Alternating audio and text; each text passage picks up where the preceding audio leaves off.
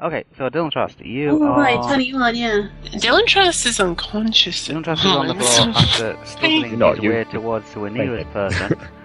Okay. He seemed to be a guard, and so I think you better call a medic than just flunking down on the floor. Yep. Theo has checked to see that there is some supplies.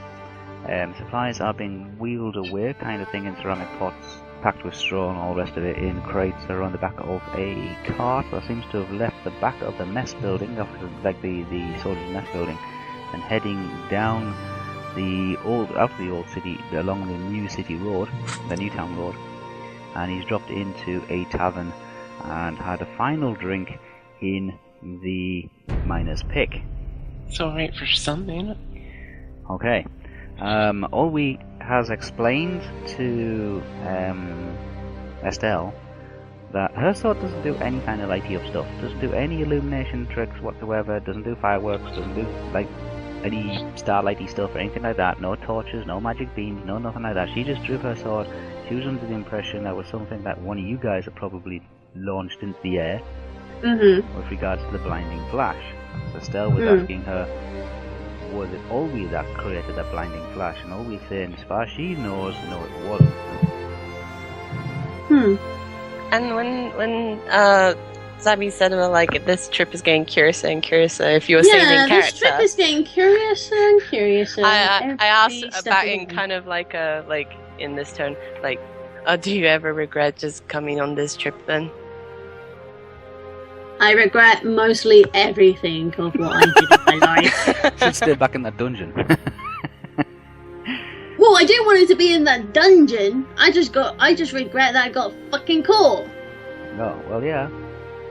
Set and fire that bedroom in Mickleborough. Wait, what? That's what we were doing. Set and fire the bedroom in Mickleborough. That's when you got caught. Yeah. I didn't mean to.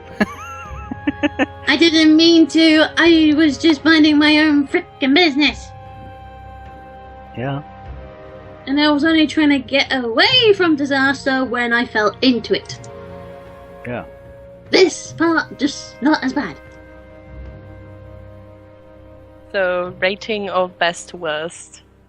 Is this like Mediocre. moderately okay? Mediocre. That's what I'm Mediocre. saying, Estelle. Even if you're walking into a possible scary time. Death trap, yes. Death traps, Tharbard. Yeah, if you're talking about a death trap, then yeah. Mediocre at the moment. It's a mediocre death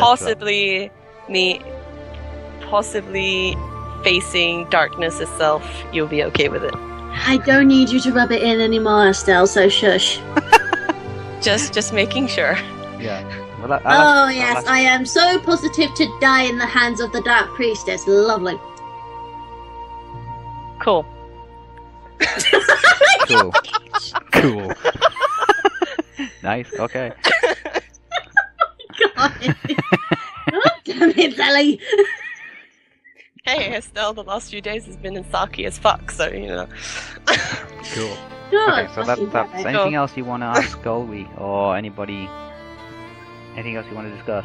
If I remind myself of anything, sure. But at the moment, that was the main things I wanted to Estelle, so once we do get quote-unquote close or in Farbard, and we do find this person, Yes. what do we do after that? Do we just go Watch back? them. Offer No. them a cup of tea, some biscuits. Whisper! No Oh. interrupting, please. Go on. Interrupted me. Or it could be always just saying, like, biscuits. Anyway, as Zabby was saying, so what happens when we do find them? Basically, obviously. What's the plan?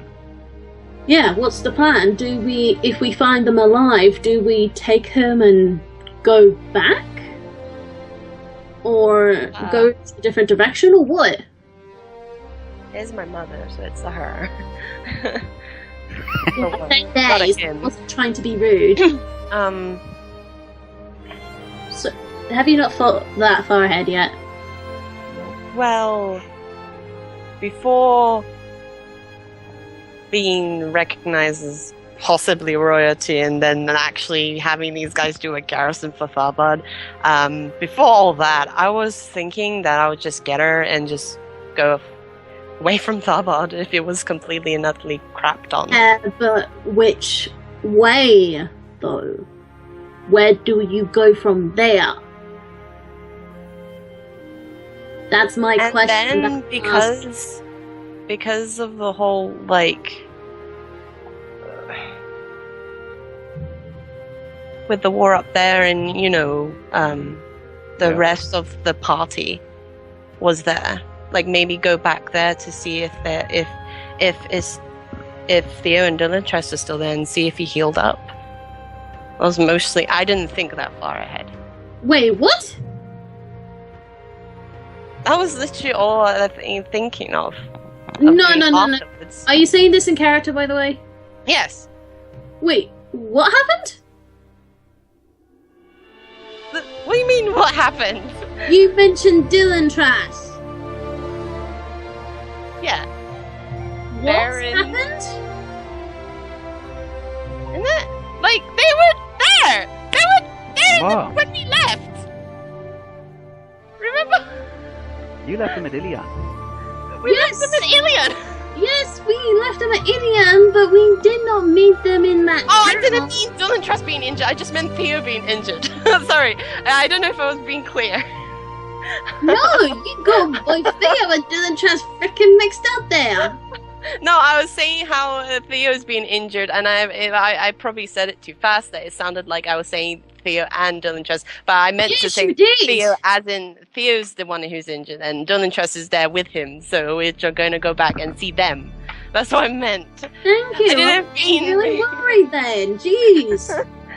In Middle Earth's sake, come on. Slow your sentences down, for goodness sake. Sorry, that's what I meant. Honestly, I think this stuff is getting way over your head here. Not yet, but yeah, that's what I meant. That's what I meant. Sorry. I think it already has. No, it's going to get a lot worse. Don't worry. But like I said, besides that, what you're blabbering about. So if we do find your mum, what are you going to do? What are you going to do from there? What are we going to do from there? Alright. Like I was trying to suggest, do we go back towards where we came, or a different direction altogether? Honestly, of course we're going to go out of... Like with all the king shenanigans, it's made thing a little more complicated in terms of preparing a land for garrisons. Are you freaking kidding me? And having these men do it, and how is he going to bloody do it when there's an enemy trashing the freaking town? So basically, these 200 men and us probably have to deal with that. Yeah. First. Oh my which I don't know if that went into his mind. That he's just like, oh, I thought it was going to be more than the 200. But then... You didn't clarify, did you? That we needed another few more men. I thought I was trying to be clear that there should be more, because there's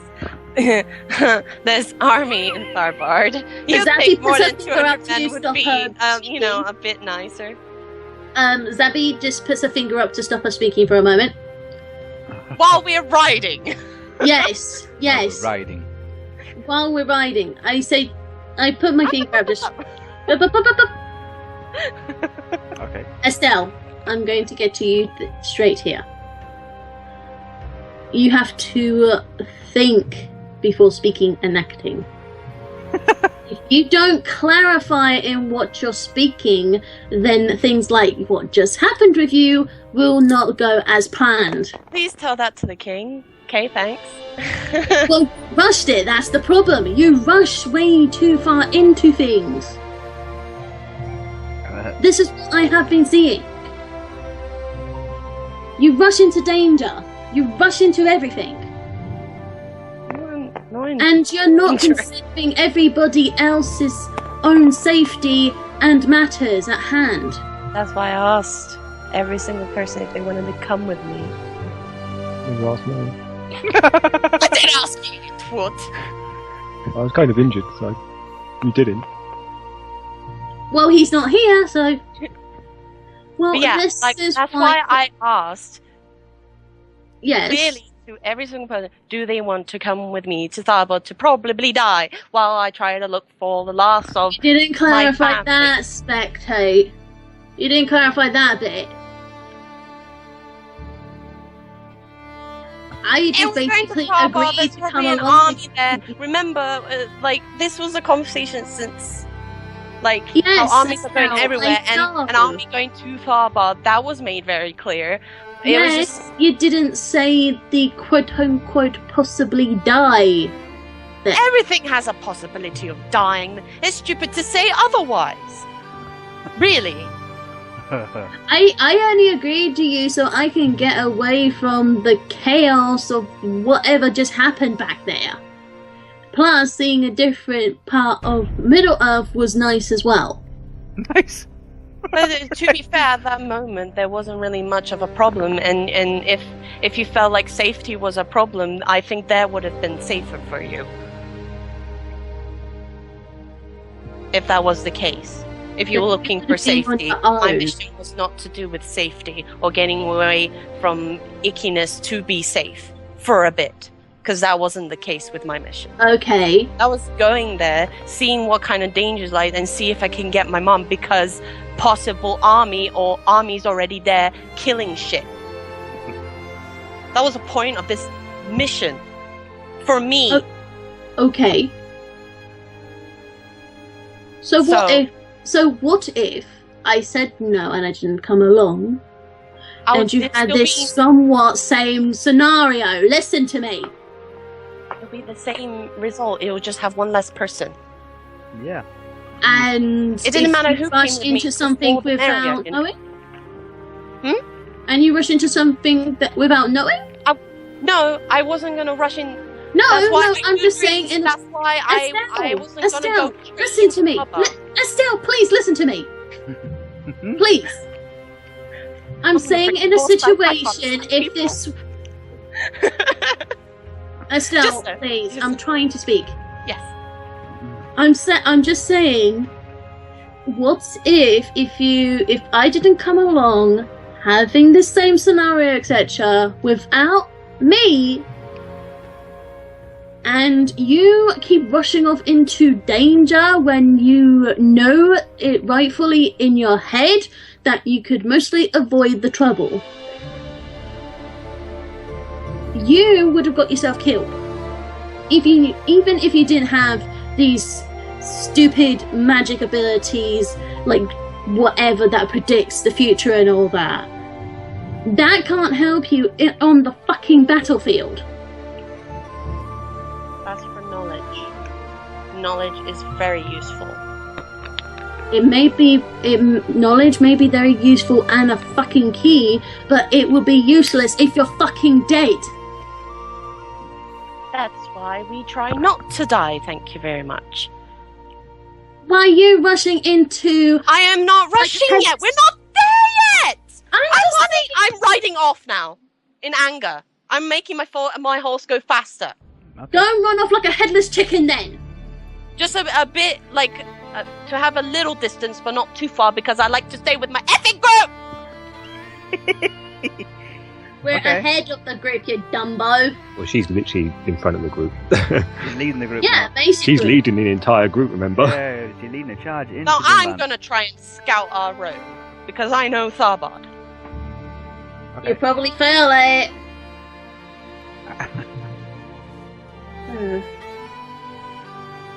Or will you please tell me that I was trying to say something that was still good enough? Always says that it's understandable to know that there is, if you have family stuck inside the town, and to be fair, Estelle knows exactly what she's riding into, because she's discussed it with the refugees back in Helm's Deep, so they've given a fair understanding about what to expect, what she's riding into. I get that. It's just I don't want her rushing into something that she may not get out of, like a headless chicken. No. If she knows Estelle will probably ride all the way to Tharbad and then pause for a second and think, okay, I've got here. What do I do now? This is what I mean. So, but no, she'll stop when she probably gets to Tharbad. Besides, it's still got a long way to go. Not if she's stubborn like she is now. By running into something, and I've experienced this many times before, and most of them were stupid mistakes, I rushed in without knowing that if there was another enemy in or whatever. I got myself into deep shit. And what happened? My family backed me up and got me the hell out of there because I did something stupid. Mm-hmm. Of course I got a good old butchering after that, but still. I learned my lesson on that I should not go in there like a fucking headless chicken. She says, Still 2 days of travel, and we're not going in there yet! I yell far away. Earwig! Yeah. Always says, as for learning lessons, there's probably going to be a few more lessons learned before we finish this adventure. Well, that's for sure. But I can tell you right now, ever since I met her, she's run in head first, and she's running in arse first and head second. We'll see who runs in. Well, but she says, we'll see who's going to be running in head first. But you know, you've got a long way to go before you get to Tharbad. And sometimes I do regret keeping her butt in gear. Or more likely, keeping her butt without injury. But then again, I might not know all the stories that you may know with her and all that, but still. Even Always says that she doesn't know the full background to Estelle, or all the stories about Estelle. But she just said, well, she might be surprising in the end. True. Though I would hate to admit this, but I kinda have to. I know family is important and family would always come first, but unfortunately for my situation, as I kinda told you before, they rather have my head than anything else. Because... We don't run into any then. Yeah, exactly. Be careful of... Oh, I don't know... Ravage hobbits! She says it's okay. Meeting you has reminded her of the fact to avoid ravaging hobbits. Luckily, I'm not one of those kind of hobbits, so... Well, she says we'll reserve that judgment for the end of the adventure. Fair enough. Though I wouldn't mind journeying with you more often, to be honest, Ollie.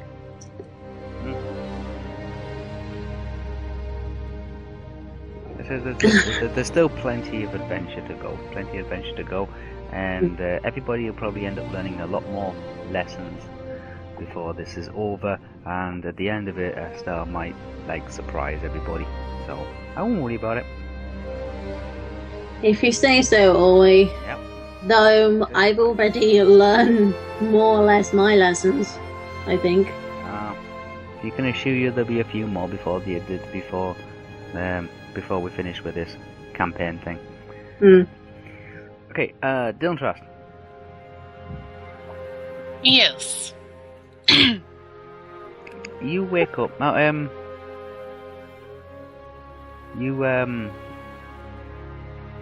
Wake up on the grass. Point on the stick. No, you wake up. You wake up on the grass. Yeah? Facing the sky. Looking over you is Freya. An empty bucket.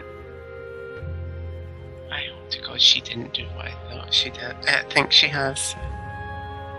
Please, please, please tell me she did not dump something on me. Because if she does... Wait, what? If she has, I'm punching her in the face. No, you're wet. Shh. She says, what's wrong with what she said? No, hang on. Are you actually going to roll to punch?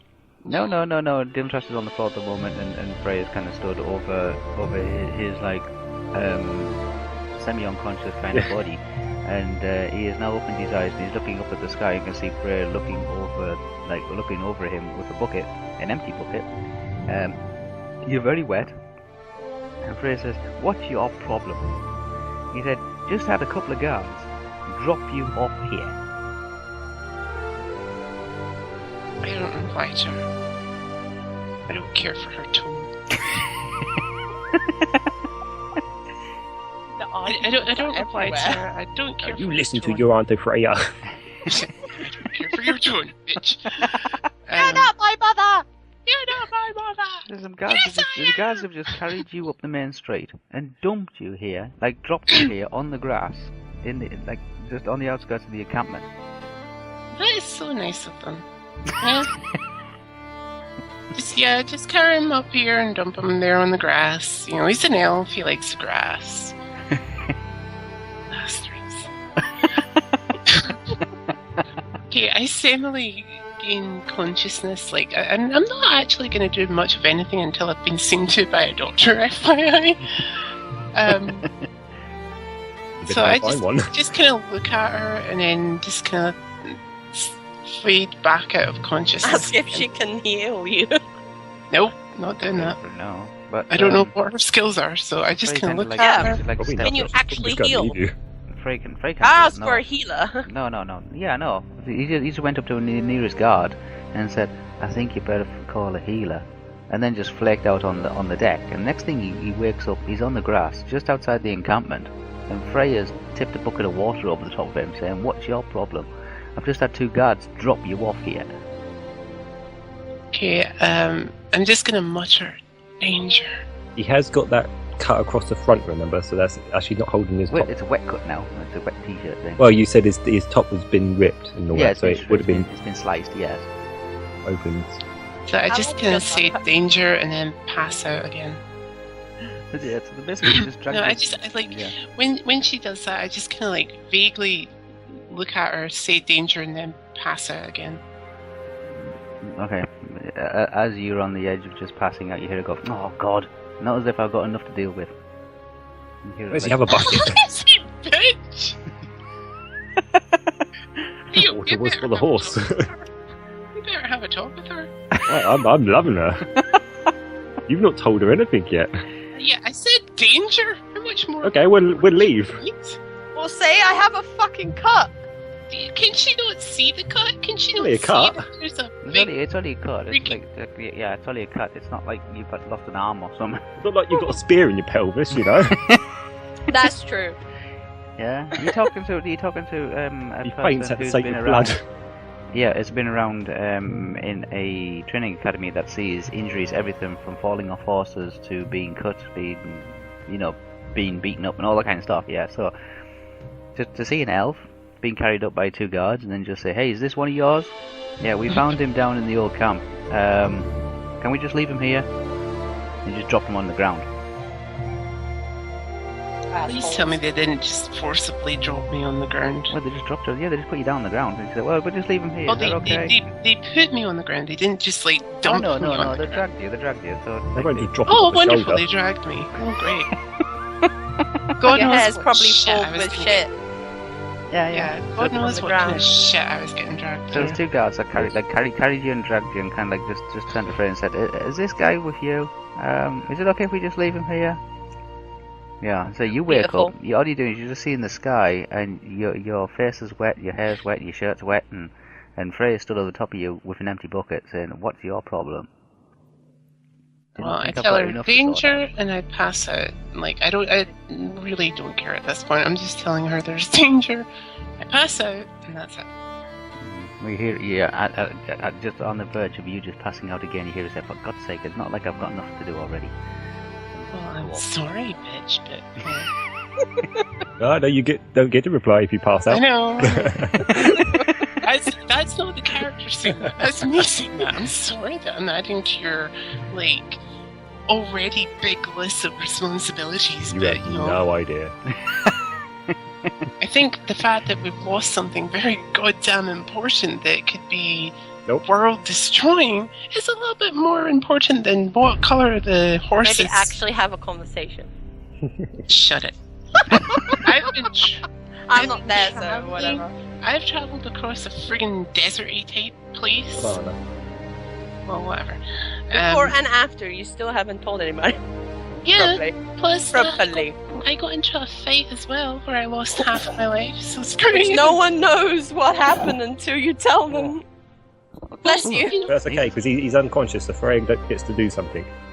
No, Freya's gone off. Freya's gone off to start Find another bucket. packing things up, and yeah, it's like, well, I don't have time for this kind of thing. And has gone off to start packing things up. She can do what she wants. I don't care. Screw her. At least you get rest. Yeah. On the grass. A short rest. A short rest. I don't care. Wet rest. A wet rest. Wet dreams. Oh dear. Wet dreams. Oh, please don't, guys. You had to go there. God damn it, Lee. It's Lee's fault. Wait until Theo sees it. Okay, Theo. Oh, there we go. Okay, Theo. You are back at your campsite. Mhm. You're in your camp. Yeah. The folding flap, the folding entrance where the tarping that forms the entrance to your falls to one side, and Freya sticks out and says, "Apologies for the intrusion, Commander, but your elf friend seems to have passed out on the grass." Have you been drinking too much? Not really sure. A couple of guards people from the old town said that said that he just approached them, murmured and mumbled something, then flaked out. I have time for this. Okay, whereabouts is he then? I've left him over there. I've tried to waken him up, but Okay, I'll get to him in a minute, don't worry. I'll get to him in a minute. cold water doesn't work. Yeah, I'll get to him in a minute. Okay. Oh dear God, cold water doesn't work. I can like I would vaguely like to imagine what's gonna work next. Yeah, it's gonna be warm water, and it's only coming from one tap. So long as it's water, then. Ah, don't pee in his face! So long as it's water that is not like You a don't get it. fist or a slap. Oh God, don't pee in his face! Yeah, please don't do that either. Warm water is the only one way I've got. But yeah, I'm He had gonna a drink too! I'm gonna leave. Dear. I'm gonna leave the tent. Yeah. Okay. I want to see the. Wait, what is happening, guys? I'm leaving my tent. I'm going to see the Taking progress of it everyone back. actually going to, who's preparing themselves, getting ready, and that. Okay. You can see that the And the second that other, I want to say wagon, the cart. cart. Yeah, the cart. I want to see the other cart as well. Make sure that's with our cart. To It be is, able to yeah, you have supply one wagon, several horses. In total, there's about 35 people willing to travel south. Yep. And I've got enough horses to pull the carts and people to Yeah, fit on you'll the need carts. something like about 6 to 8 horses to actually pull the cart. Yeah, that's both carts. Yeah. Yeah, and I've got enough for the people to sit on as well. So. Yeah, there's about 35 civilians which were willing to travel south. The rest of them want to actually remain here. And Yeah, no, that's fine. We had that here. conversation. The army officers, Freya informs you that the army officers are under orders not to Yes. I've already spoken. Wallview. They must remain in Wallview. Yes. Again, just to strengthen the eastern perimeter. Yeah, that's fine. Yeah, so I will slowly walk over to where Dimintras is apparently laying on the ground. Dimintras is laid on his back. Looks kind of half unconscious. He's very wet. And like you're going on what Freya's told you, which is basically some guards. He kind of like made his way. He approached one of the guards, murmured and mumbled something, then just seemed to pass out. Okay. So the guards have like brought him here, knowing that you're an elf, and you don't, to be honest, Yeah, you don't yeah, come across many elves in Worldview. You know, what I mean, it's not the common occurrence to come across an elf.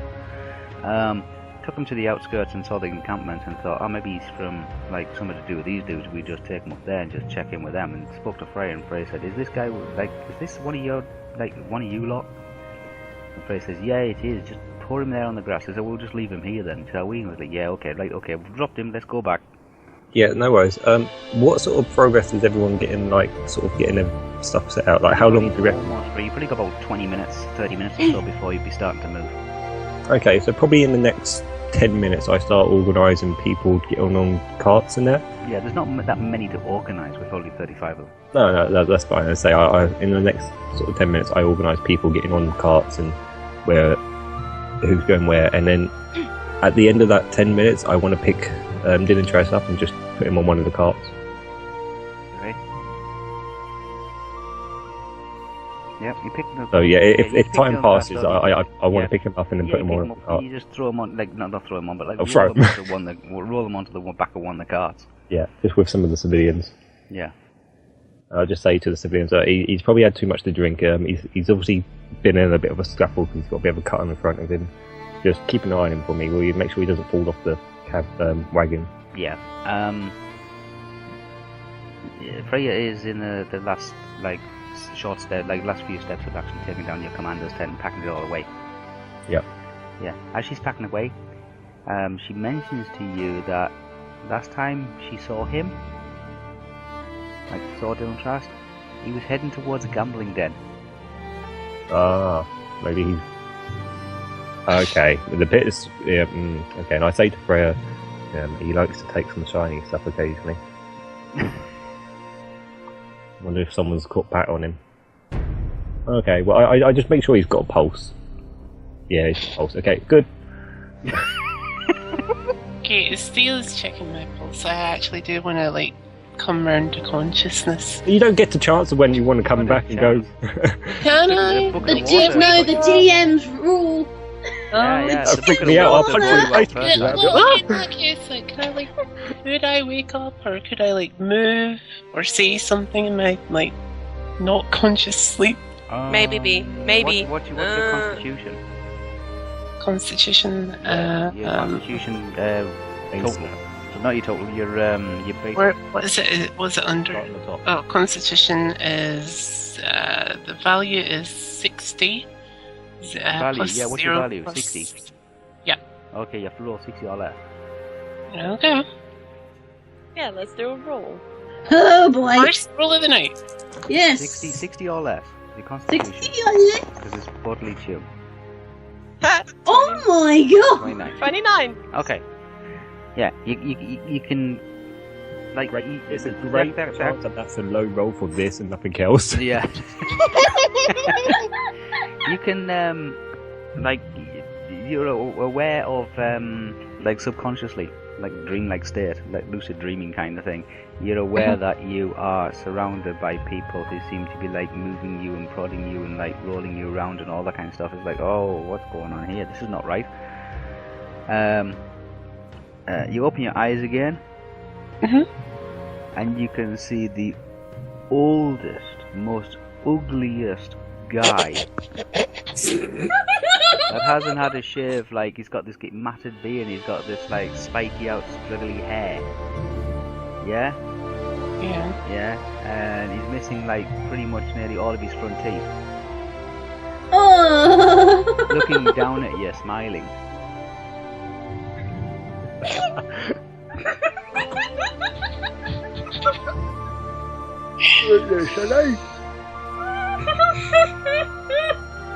So, am I awake by this point? No, you kind of look up and you're the sky's still fairly bright. It's still morning, and you look up and you see this guy, and he's whoa, he's alive. Oh my god. Okay, having I guess he's come on with us. Having seen what you just kind of described, it kind of startles me, so I kind of draw my chakram at him. No! I'm not attacking. I just draw my chakram as in okay, get the hell away. You go to reach out for your chakram kind of thing. Put one hand on it and you say, "Whoop!"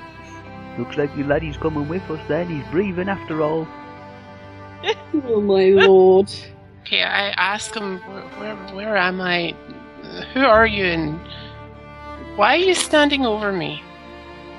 He's beside you in the wagon. It's all beside me then. all Beside kind me of then. like you're looking around. It's like, oh, my head, oh, my chest, oh, my back.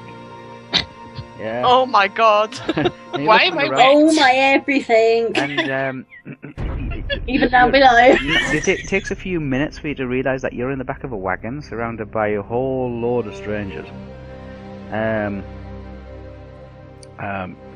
You almost break into a panic because you're looking around looking for Theo's tent, but you can't see Theo's tent. Okay. Am I able to stand? You can try. On Okay. Is it moving? I Yeah, try to maneuver. stand. It's a light maneuver, but it's a movement maneuver. Okay, do you need my movement maneuver? Yeah, I need a movement maneuver. Yeah. Movement maneuver. No armor. No armor, so my movement maneuver is plus 35. Okay, light maneuver. Roll. What do I need to roll? Just it's a light maneuver. Roll so just roll plus your 35 maneuver. plus whatever you get. So What? Ah, Maneuver. I can't get them to lift together. Damn it. Just do one at a time so you if can. you get a 1 or a 2, it's a straight fumble. Like so, just. Alright. That's good. Oh, That was a drop. that was a drop. Alright, 35. So that's 107. 72 plus 35. 107. Okay, roll. If you get a 00, then you don't manage to get to your feet. Anything else, then you manage to just get to your feet eventually. I don't think you would get a 00 at this rate. Come on. We've said I'm that pretty before. sure Lee has done it once. Yeah, we've said that many a times with me, and I've managed to do it. 10. So see, that was pretty close. That was close. Okay, yeah, a little wobbly on your feet, a little bit of like, whoa, which way's north, kind of thing.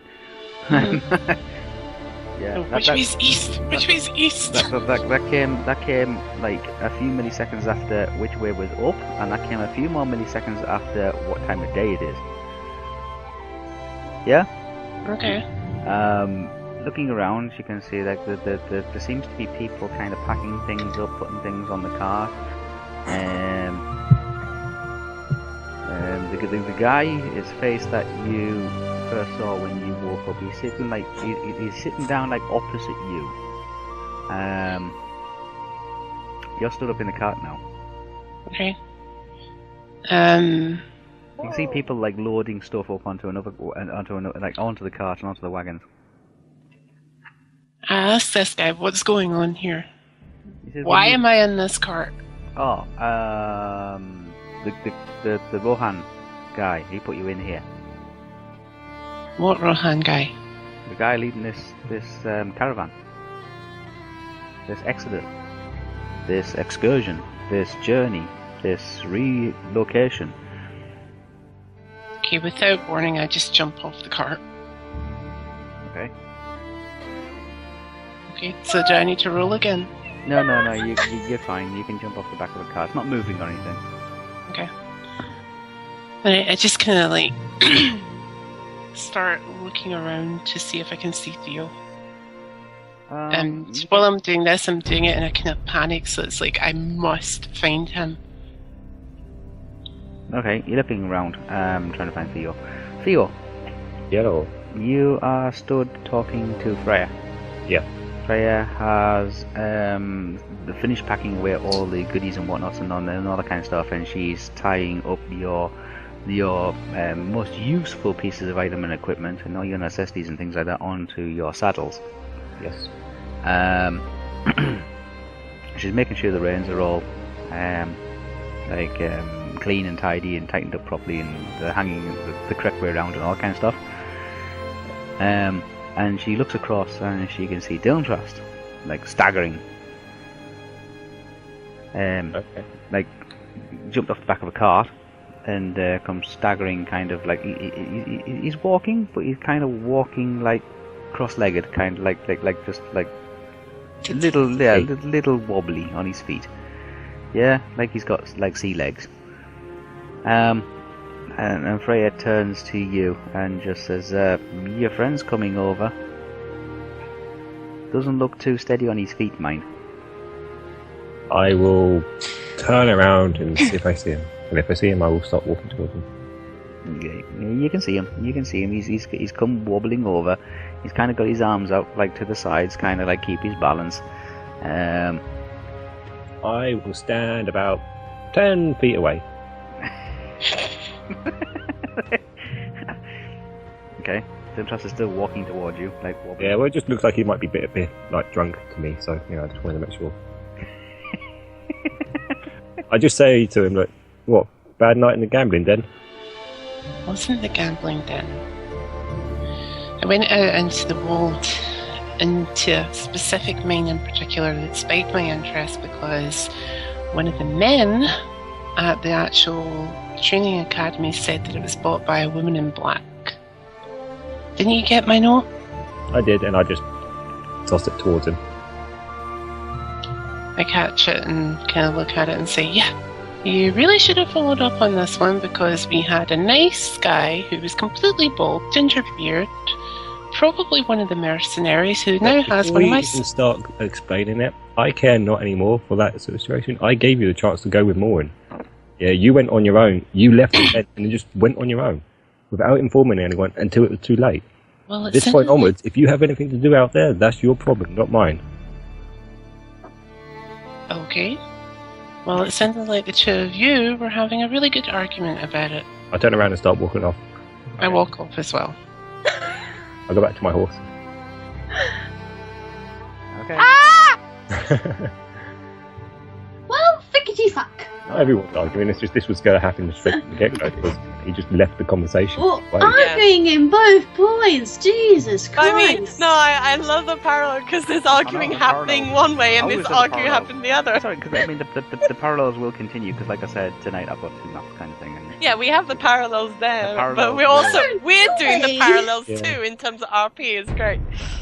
It's not just I you, it's think us. our one is kind of relevant though because for Estelle, Oh, you have no idea what we've had. I know, but between Estelle and Zabi, it just feels like it's a parallel between like the family matters and such. Because Estelle really wants to find her mum, while for Zabi, she doesn't even care much about her family no more, more or less. So I know, but it's in the kind of situation because Theo's not really interested about digging in dirt. understandable for him anyway, Yeah, because he wants to try and get these families to a new home, kind of thing. Whereas yeah, that's got interests in that I digging can in the dirt. understand most definitely. Yeah, I can so understand. Freya, is Freya still a... So Freya at the moment is just bringing a horse round to the front, kind of like for I ride on. walk up to Freya and I tell her a few things. I say to her, currently it looks as if me and Theo are having a little bit of a dispute, so I am going to be possibly not travelling with you guys. Okay. What I faced in the fourth mine out in the world was one of the mercenaries. Make sure he knows that bald guy, ginger beard, has a fancy black sword and possibly a scythe sticking out of his shoulder. They took... He leaves it there all day. I don't know. They probably got rid of it by now, Yeah. though. I'm just saying as a player. Doesn't matter at the moment. Sorry. I'm just saying it as a player. But what they took from the mine was more important. They took what I believe to be one of the Silmarils, a very powerful elven artifact from ages gone past. If you guys do run into any of the mercenaries or even the Black Priestess, please be careful. I'm gonna see if I can track this guy and get my revenge. She's going to make sure that nothing's bad's going to happen to the commander. Because part of her job is to make sure that he's like fit and well and all the rest of it. She's never heard of a Silmaril. Doesn't really... It's supposedly legend, but it is a very powerful artifact. Kind of like a... sort of like a jewel. But a jewel that has tremendous power. Even more power than this one ring thing that they're yapping about. No one's yapping about anything about that. No one's mentioned anything about a one ring. No, she Oh, doesn't that's a good point. Right, I don't actually say anything about not that. many Then. people. Not really. It's kind of like because it's an all-powerful kind of thing. It's not public knowledge, and it has been missing for like close to 900 years as well. Across the human races, and especially across the Hobbit races and things like that, and to a certain degree the Dwarven races, the ring, nobody knows what it is. And the Cimmeral, with it being nearly 7,000 years old since the Cimmeral, it's like... Okay, he describes it like one of the rings of power. You know, she'll at least know about those. Like the Dwarven rings, the Elven rings, the rings of the ring race. You know, she'll know about them, surely. She knows of the tale, but she's never seen one. She doesn't know. Right. Well, he describes it what their full potentials are, anything like that. Yeah, he describes it like one of them, but like more powerful. You know, so something that like if evil got its hands on it, like if a really big bad evil got his hands on it, it'd be game over. Minus it would be game over. He would explain it in a different way, like saying it would be the ultimate end. If it's out there, then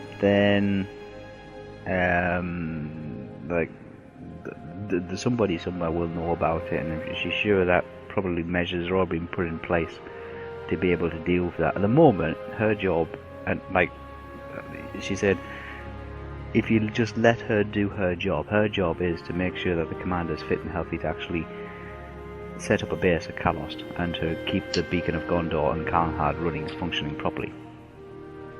That's the only tasks that she's been given. Well, I wish she's not the one to go gallivanting off looking for revenge or anything like that. That's not what he's asking her to do. I know. He's just asking her to make sure that Theo is safe and eventually has this knowledge. Oh yeah, eventually, yeah. Yeah. Eventually. Preferably sooner rather than later. Preferably don't worry. now. It was 2 episodes ago before I actually had this knowledge, so don't worry. Yeah. But if you were in that conversation with us, you would have also had the knowledge. Well, he's giving you the knowledge of the mercenary guy and the possibility that they have taken a Silmaril from the fallen light days ago that crash landed in the world. You know, this is all his speculation, but he is possibly taking a Silmaril. The Silmaril part is speculation, but the sheer fact that he's come across one of the mercenaries is the key thing he wants you to know. Yeah, the fact you know that they were just, there was a blinding white flash, someone apparently landed, or there was a meteor or something like that, or a comet, or God knows what. Then there was some digging done, they found something shiny, and that's it. I also want to give Freya the glass piece that I picked up. It's a piece of green kind of molten sand, yeah. Yeah, I'm going to give her that and say, I want Theo to have this as well. This is something that this is something that the mercenary man, the one with the ginger beard who was bald, was extremely interested in. He might be able to find out more than I can about it. Okay. She takes it and puts it into a little kind of knapsack pouch kind of thing, which she has at the waist. And you see it go in alongside her notebook. I like how you can talk so calmly to like this NPC, and then when the people who actually need information, it's like people yelling at each other. Yeah. She says, "Well, okay." She's took the glass piece, and you see it slip it into a little leather kind of side pouch thing, you know, like a writing pouch. Very nice, polished. It's got nice, pretty horse engravings on it. Shaped like a horseshoe kind of thing in the shape of it. In there, she's got her notepad as well. Okay, so after that, I just kind of wish her luck on the journey and then leave. Okay. Head back into town. Okay, you head back into town. Theo. You're ready to leave. Cool. Then I make sure everyone else is ready, and as soon as we are, we go. You are leaving. Cool. You start heading on your journey south. Estelle, Olwe, and Zadie are heading west through the lands of the Dunlan, just south of Egrion, heading back to Zarvad. Okay? Yeah. Dylan Trust, what are you doing in the wall view during this time? I am looking for a blacksmith. Well, a blacksmith or weapons salesperson. Not really fussed. Alright, okay. Yeah? Yep. You find a blacksmith, yeah? A Mhm. weaponsmith, a swordsmith. Yeah? Yes, and I obviously approach him and say, "Hello there, good sir. Okay. I was wondering if you could show me some of your weapons, because apparently I've lost one of mine, and I'm looking to maybe get a new weapon." Okay, well he doesn't do anything elven. I'm not looking for anything elven. He doesn't do bows. Not looking for a bow. Okay, he doesn't do anything too complicated. Well, what do you consider complicated, sir? 3 edges or more. like anything that requires moving parts. Mechanical, like moving part thing. Mm-hmm. Yeah. Well, I was considering possibly something that I can use that would be almost like a lasso, but not really a lasso. Maybe a kind of whip. Do you have any whips? A whip? You don't want a blacksmith for a whip. I'm guessing I want a leather worker. Well, yeah. Okay. Well, I inquire to him because I don't know this town. Like, my first instinct, weapon, blacksmith. I ask him, okay, so maybe something like a lasso or a whip. Do you know where I could get something like that? Yeah, there's a leather workers and a rope makers just down the street, 3 doors down. Okay. Thank you, sir. You leave, yeah. Yep. Heading in the direction of the place that you told me. Okay, you head a few doors down, you can see that there's a guy there who actually manufactures rope, string, cotton, nets, pulley systems, and leather strappings as well. Like belts and stuff like that.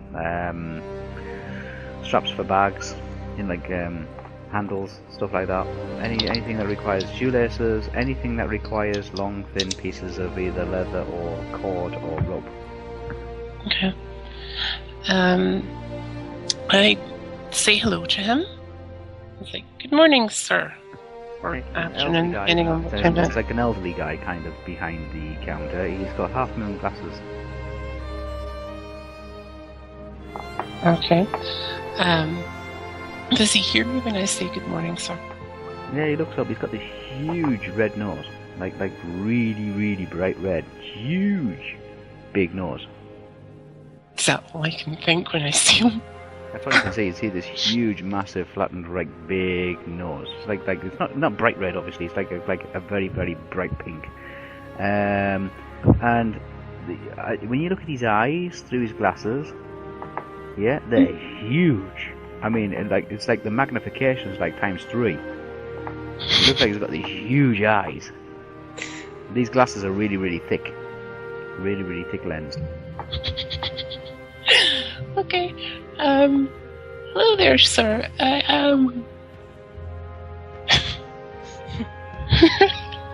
Yeah? I'm sorry. The blacksmith tells me you are very skilled at making things like belts and whips. Whip. Yeah, he's got a few whips. He's got a few whips, yeah.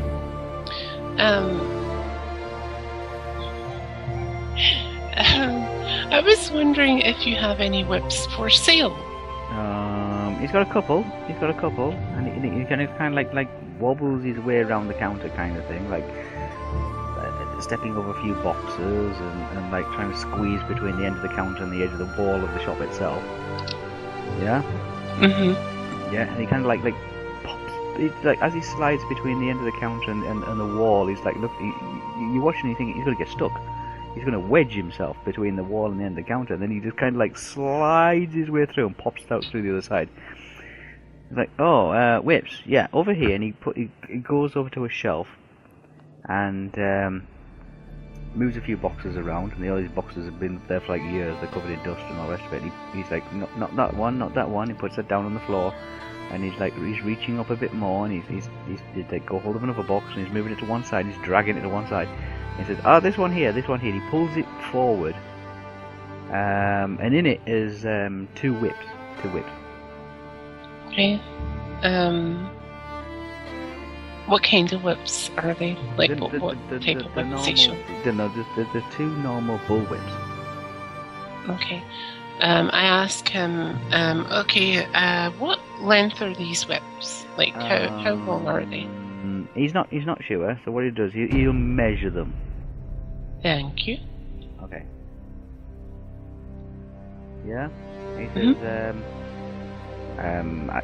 you take that end. Okay, I take that end. Okay, and go out into the street. I go out into the street. And I'll stand here, and we'll see how long it is. Okay. Okay? Okay. So you've got the end of the whip, and you're kind of like backing your way up, and you're going through the shop door kind of thing. You're in the middle of the street, and you're holding the end of the whip, and he's holding it out straight, and he's like, that's about 10 feet. How much would that cost? And he says, well, let's have a look. Let's see, the handle's about about 10 feet of leather. That's it, but that's reinforced as well. Looks like it's been treated and all. Let's see, do for a little bit of bit of oil on it, kind of thing, just to soften it up a bit, because it's a bit rough around the edges. I'll knock a bit off of that. Okay. Well, let's take a look at it. As he's doing all of that, I come back into the store and I start, I'm standing there tapping my foot. Well, he pushes his glasses back onto his nose again, because they seem to always seem to be sliding off the end of his nose. He holds it up, and he holds the whip up, literally, the hand grip to the whip, and he holds it right about 2 inches away from his glasses. He's like, let's take it to a little bit. No, that's great air leather. Well, that's a little bit. Let's take a look at this. Yeah, okay, seems like a fair price. He puts it down on the counter. Yeah. So what's the fair price? 5 silver pieces.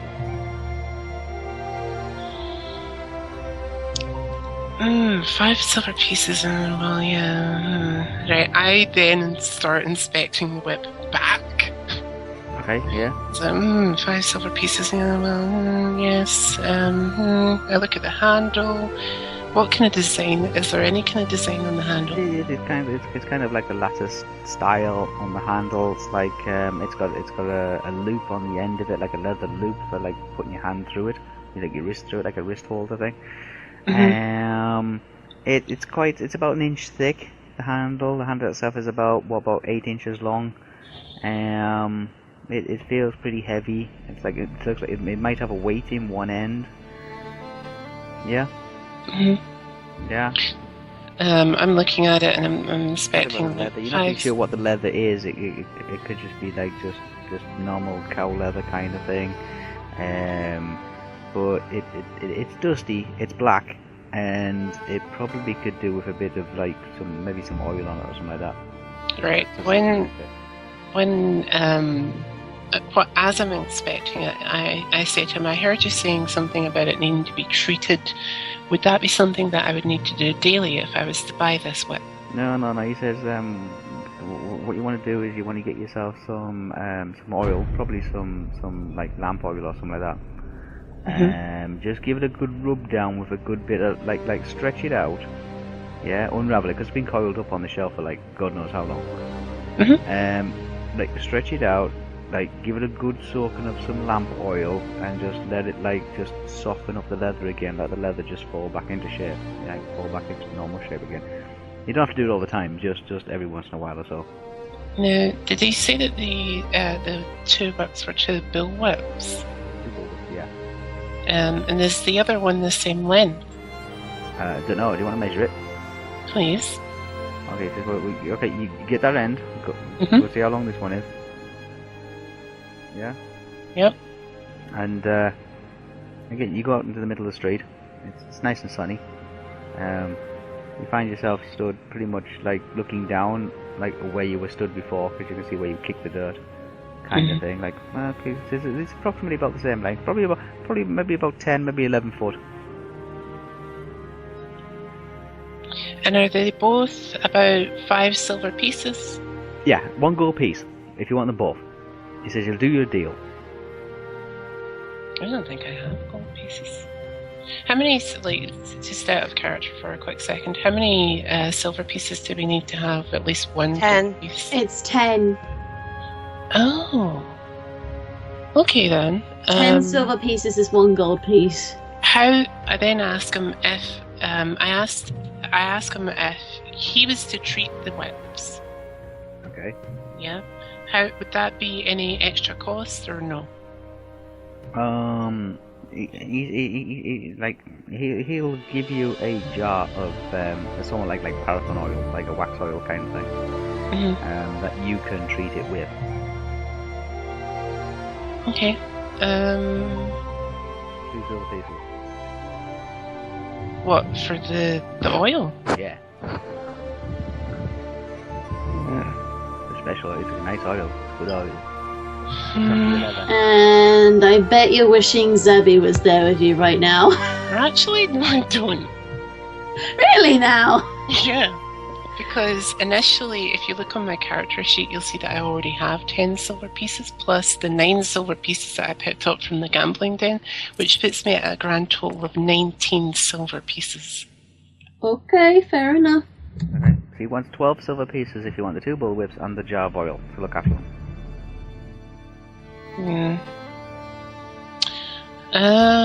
You say that I can get oil, like, just like lantern oil, and that will treat it as well? Yeah, just need some oil. Some like Well, I think I'll go with the 2 whips. So I give him 1 gold piece. 1 gold piece, but I don't know whether I was able to exchange these silver pieces. So I say to him, I'm ferreting about in my bag or backpack looking, and say to him, unfortunately, sir, I don't have any gold pieces on me, but I do have 10 silver. That'll do. Okay. Yeah. I hand him the 10 silver. Deduct 10 silver pieces. Okay. Minus. Yeah, do 2 10-foot bull whips. Silver. I then ask him, where could, I kind of show him my shirt and say, I'm kind of in need of, just checking over. Because obviously I was recently in a battle, if you can't tell, the nice little scar on my chest and the rip in my shirt. So could you possibly tell me where the closest, is it a healing house, doctor's house? Help me out here. People. Well, yeah, this place really doesn't have a healing house. That's in the old city kind of thing. It would be the garrison infirmary. Okay. If you just want a doctor, he says there's a guy across the road who'll probably do some operations on you. I don't need any operations. I just need to be checked out, and possibly have somebody repair my shirt as well. Because, or do you think it's maybe an idea to just get a new one? He does leather. I don't want leather. Leather's too constricting. Well, actually, hold on a minute. Leather would be better, wouldn't it? Hold on a sec. How much would a soft, I ask him how much would a soft leather top cost? The decent one, probably about 2 gold pieces.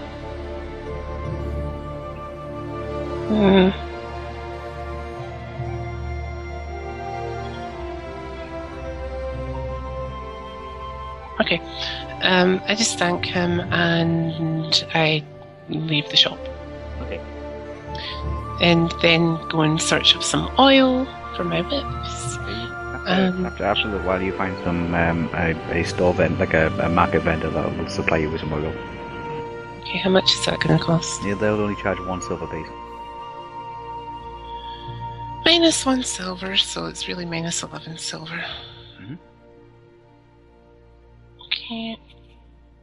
So minus that plus.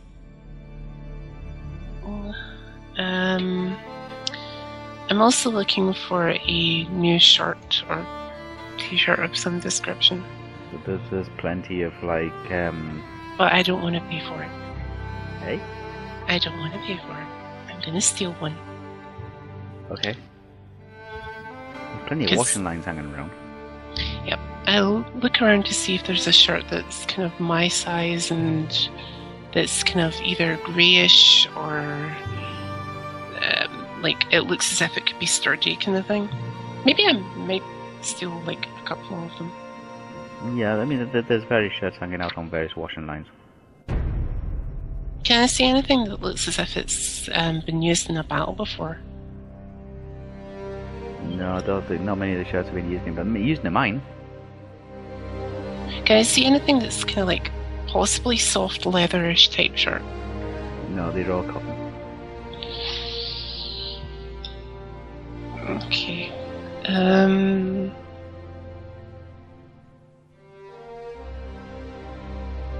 Okay. Is there like a place that I can go to get my one repaired? Yeah, there'd be like a crochet needle craft place. You know what I mean? Like a place. Yeah. Okay, I'll look for that just to get my shirt repaired.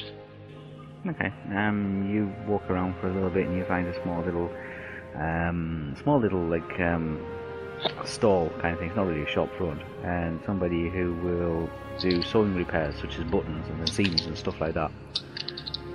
Yeah. Mhm. And they'll sew it for you. They don't have any they don't have any replacement shirts or anything like that, but they will sew it. Okay. I just kind of like asked them how much is that going to cost me. Nah. 2 copper pieces. Okay. I asked them if they can do that very quickly because I intend to leave town today. It doesn't take long, probably about 10 minutes, maybe 5 or 10 minutes or so, just for to stitch up the actual cut itself. It's not perfect. It's not like you can definitely see it has been cut, but it's now been sewn up. Okay. As they're doing that, I head towards the kind of like the doctory type person that the leather worker told me about and ask him to just kind of check over my cut. You go into this like a herbalist kind of thing. Mm-hmm. Yeah, you can see there's various I don't know, like small rodent creatures stuck in jars, and there's a few other things that look like they've been dissected and stuck in jars, and it looks like there's a lot of plants in jars and things like that dotted around the place. Mm-hmm. Yeah. Yep. And this like a guy comes from behind the counter. Quite a youngish guy. Looks like if he's been practicing medicine, he has been practicing medicine for very long. And he says, what can I get you? Is there something for hay fever? I move my hair like I pin one side of my hair back so that my ear is kind of keeping it back and say, no. Oh. City eyes. The smoke in No. the eyes. No. Asthma? No. No coughing fit? No. Ear infection? Not yet. I was recently in a bit of a brawl with somebody and they managed to cut me with their sword. A very dark blade, kind of fancy design on it. I'm concerned that it may have done more damage than maybe my first impression. I'm seeking somebody with medical knowledge or healing knowledge that could discern for me if it's done or has done or will do any further damage in the future. He says, no problem. He says, let's have a look. So I show him my scar. Okay, and he's got this huge magnifying glass. It's like a 3-inch lens kind of thing, really, really thick. And he holds it out and he has, look, he goes, nasty. Yeah. Read that, heard it. Yep. Here's a look at it. He went, no, well, the good news is, it looks like it wasn't poisoned or wasn't infected with anything. It looks like it was a clean cut. Do you want me to sew it up? Please. Okay, so he goes out the back and he comes out again. He's got this 6-inch sewing needle. Mm-hmm. Okay, so like a big giant 6-inch sewing needle, yes, and it's. I'm gonna take my headphones off because I don't want to hear the sound of this, please. I'm scared of needles. It's got a silk thread, kind of like running through, like hanging from it, kind of thing. He says, "Right, let's get that sewn up, shall we?" Please and thank you. Please. Okay. As he's doing it, I ask him about the various things he has in jars. It's like, so why do you have pieces of animals in jars and plants in jars? Oh, they're part of his studies. Are you studying more of the way of the healer? No, he's wanting to be a doctor one day. Wanting to be a doctor one day? Yeah.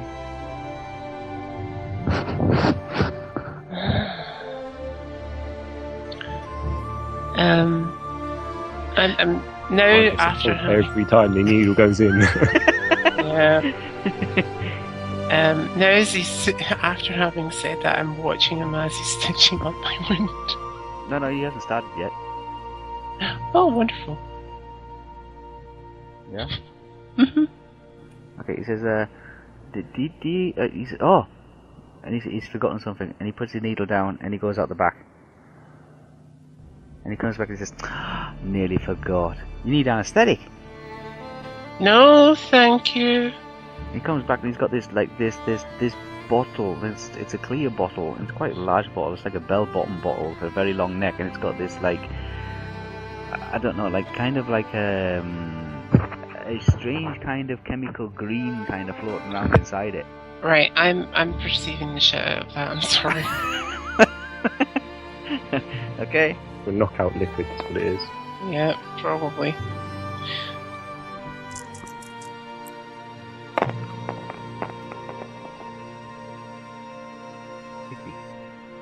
My perception is plus 58. Okay, it smells. Of? Like vinegar and chlorine. Would I know that any of those could be used in a poison or something that Not could necessarily potentially... poison, but would definitely knock you unconscious. Okay. So I say to him, why does your it's not antiseptic. Is it antiseptic? No. Why does your concoction have vinegar and chlorine in it? Well, to put you to sleep. I don't really want to be put to sleep, thank you very much. I intend to leave here today. I don't intend to leave here tomorrow. He says, look at, if you want me to sew up that, I've got to put this 6-foot needle through you. I'm no stranger to pain, sir. And it's at that point I show him, like, the scars all over my back. Yeah? Yeah, just give me something to bite down on. I'm pretty sure I'll be fine. Bite down on.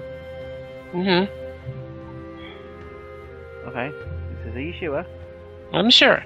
Alright, he says, bite down on. Okay. He looks around and he finds this, like, this piece of wood kind of thing. Looks like a rolling pin. Okay. Yeah. You can tell it looks like it's been half, like, almost gnawed in the middle. Yeah? Yeah. Yeah. He says, right, okay, I think we're ready now. Okay. Yeah? Yeah. He's looking around. Have I forgot anything? No? Needle? Thread? Yeah. Rolling pin? Yeah. And he says, hey, look at it like this. If you can't stand the pin, I can always use the rolling pin to hit you over the head. That won't be necessary. Actually, before you start, good sir, make sure that you have a lit candle nearby. Lit candle. Mm-hmm. What, you When he passes wind. Is it a religious thing, is it? No, just have a lit candle nearby. Lit candle. Okay, right. He puts down the sword needle and he puts down the thread. He's right, knit candle. Okay, right. And it opens up one of the drawers behind behind the counter kind of thing. He's like, open, nope, not in there. Okay, opens up this one, and a spider crawls out. And he's like, nope. He opens up another one, and the room just seems to smell of something like I don't know, like rotten mushrooms. And he's like, no, lit candle. Oh God, where are they at? And he turns around and there's some shelves behind him, and he's looking on the shelves, and he finds a candle and he says, ah, here we go. And he kind of blows the dust off it, and he kind of lights it. Takes him a couple of seconds just to get it lit. Right, there we go, lit candle. Where would you like it? Preferably somewhere close to where I can watch it. Over here, okay? Mm-hmm. Yeah. Is that close enough? That's fine. Thank you very much. He puts it down kind of like almost on the center of the floor. Right, I'll leave it there. Right, now, picks up his needle again, the 6-inch needle. It's like a brass needle. Yeah? Mm-hmm. Yeah, with its silken thread. He's like, right, are we ready? Yes. I put the rolling pin thing, or I bite down on part of it. And I just give him the thumbs up for the go ahead. Okay. He starts to put the needle into your skin. Mm-hmm. Yeah. The needle is cold. Yeah. Lovely. And you can feel it. Yes. Mm-hmm.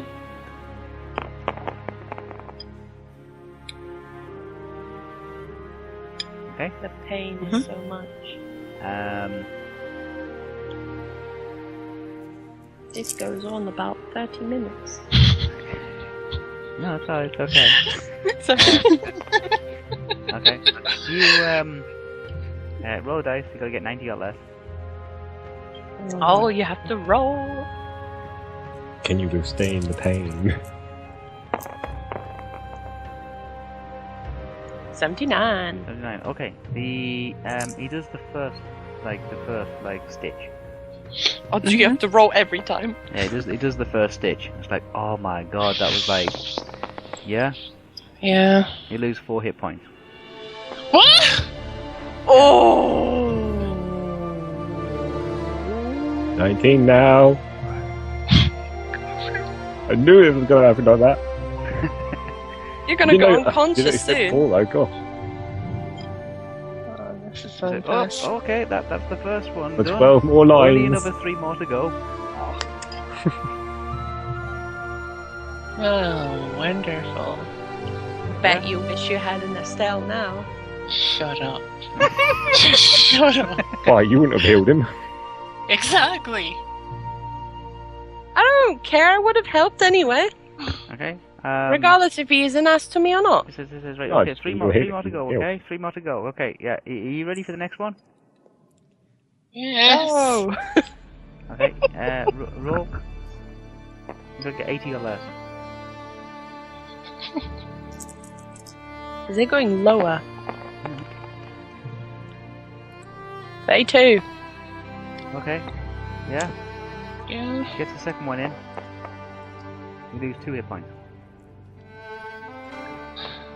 Okay. He says, right, 17. we're getting there. Only 2 more to go. Okay. Oh my god, really? He's getting hurt from this? Yeah, well, he didn't take any anesthetic. He just literally wants to be tried a tough and taking a knee straight into his chest. Okay, what did I say? 70 or less. 70 or less. And I took my headphones off because I didn't want to hear the needle thing. Nope. Oh no! Oh. 70 or less, and it's a Okay, 94. you can see that the sweat is now rolling down your forehead. Yes. Yes. The sweat is just literally flowing from your forehead. Seeing this, like that you're onto the third one now.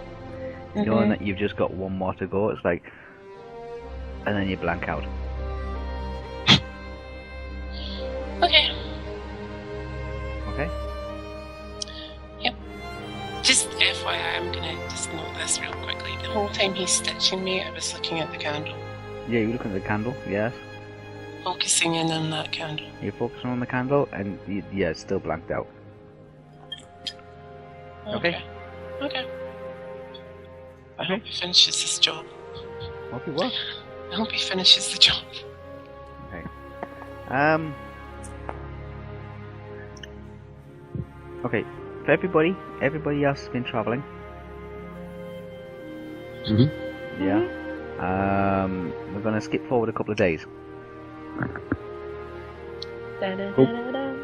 Okay. Right. So you are way down here somewhere.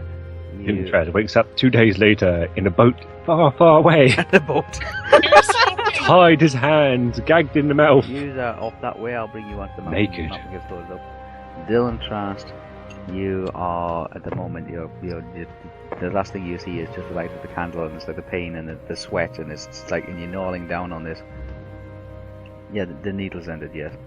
No, it's for Jade. No, the sweat, and then you just like, oh, and then just flake out. Okay. Okay. So this is a couple of days later. This is a couple of days after. Anything you want to do in the 2-3 days that we skip? I can do it next. Just keep traveling. Just keep traveling. Just keep. Well, I traveling. was going to say perception check for any suspicious activities ahead of us and all that. Just say if any of us see anything. Yeah. Yeah. You're in the land of the Dunlending.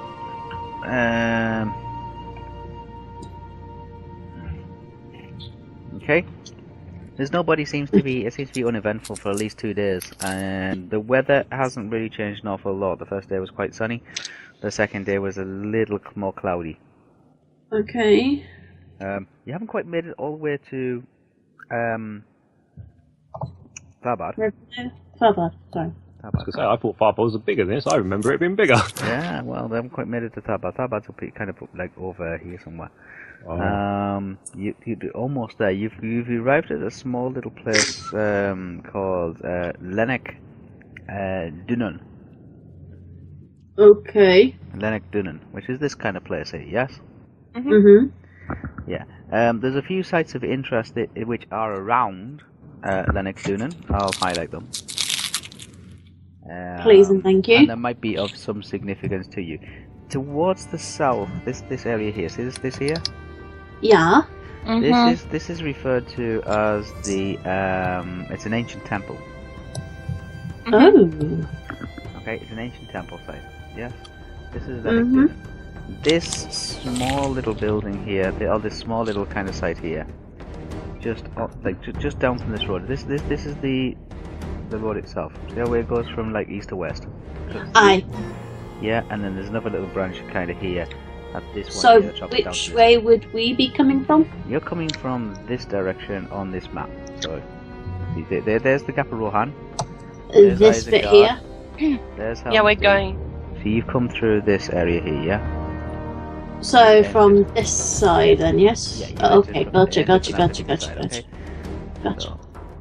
So from, according from that map, it's like what? Now that you trigger, like the southeast area? This area here, there is a small little place just outside called Isildur's Grave. Ew. Mm. Okay. The name sounds creepy on its own, to be honest. Isildur's Grave, yes, which is just outside of this small little kind of like small village, hamlet kind of thing, of Lennox Dunan. Okay, just north of it, around about here somewhere, is a small little, like, it's unusual. It's unusual because you don't see them this far south and you don't see them this far west, with the exception on the far side of Bree, is a hobbit.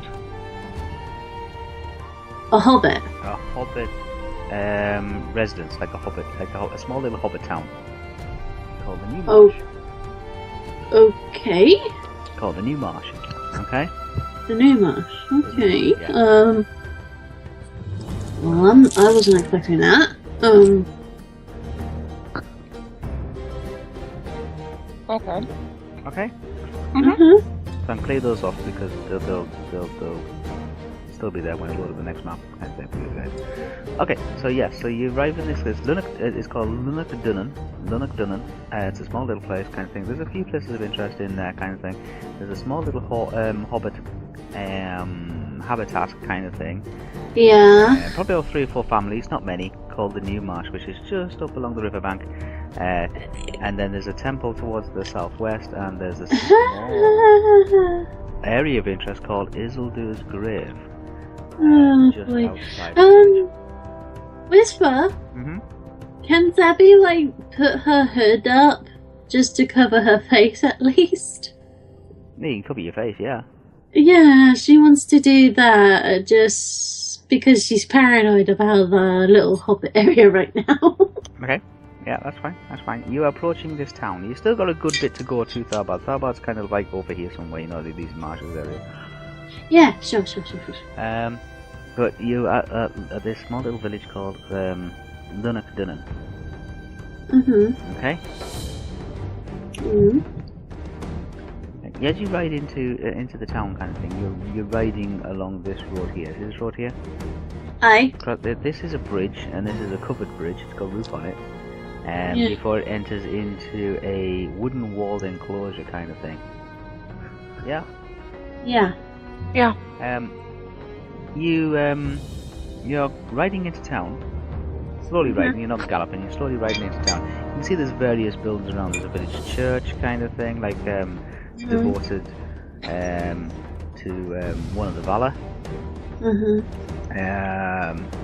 It appears to be, like, across the road there, it appears to be like a fortune teller's kind of like runic soothsayer, kind of like gypsy witch doctor's kind of house of some sort.